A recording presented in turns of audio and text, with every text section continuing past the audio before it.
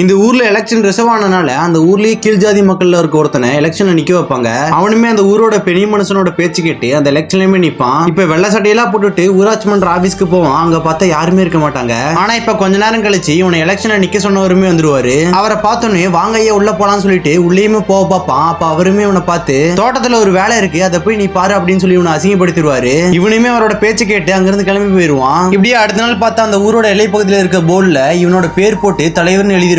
அதை பார்த்து ரொம்ப சந்தோஷப்பட்டு அவனோட மனைவியை கூட்டிட்டு வந்து காட்டலாம்னு சொல்லிட்டு அவங்களையுமே கூட்டிட்டு வந்து காட்டுவான். அந்த நேரம் பார்த்து அந்த போர்டுல சாணி யாரும் அவனோட பேருக்கு மேலேயே அடிச்சிருப்பாங்க. அதை பார்த்தோன்னு அவன் மனைவியுமே ரொம்ப கஷ்டப்பட்டு தன்னோட சேலையாலேயே துடைப்பாங்க. இப்ப இந்த போர்டுல யார் தான் சாணி அடிச்சதுன்னு பார்த்தா அந்த தலைவர் தான் அவனோட ஆளை வச்சு அடிச்சிருக்கான். ஆனா இது எதுவுமே தெரியாம அடுத்த நாள் வரப்போற சுதந்திர தினத்துக்காக நைட்டு ஃபுல்லா கொடியத்தை பிராக்டிஸ் பண்ணிட்டு இருக்கான். இப்படியே அடுத்த நாளுமே ஆகுது. இவனோட மனைவியும் இவனோட குழந்தையும் இவன் கொடியத்தை போறத பார்க்க ரொம்ப ஆர்வமா இருக்காங்க. இப்ப பிரசிடன்ட் கொடியத்தலாம் அப்படின்னு சொன்னோன்னே இவனுமே கொடியேத்த போறான். அப்ப பார்த்தா அந்த தலைவர் வந்து அந்த கொடியேத்திடுறாரு. இப்ப இவன் கொடியேத்துறத ரொம்ப ஆசையா பார்க்க வந்த இவனோட மனைவிக்கும் இவனோட குழந்தைக்கு ரொம்ப அசிங்கமா போயிருது. ஏன் இவனுமே கண் கலங்கி போயிடுறான். இதுக்கெல்லாம் இவன் ரிவெஞ்ச் எடுத்தானாங்கிற வீடியோ வேணும்னா கமெண்ட்ல எஸ்ன்னு கமெண்ட் பண்ணுங்க.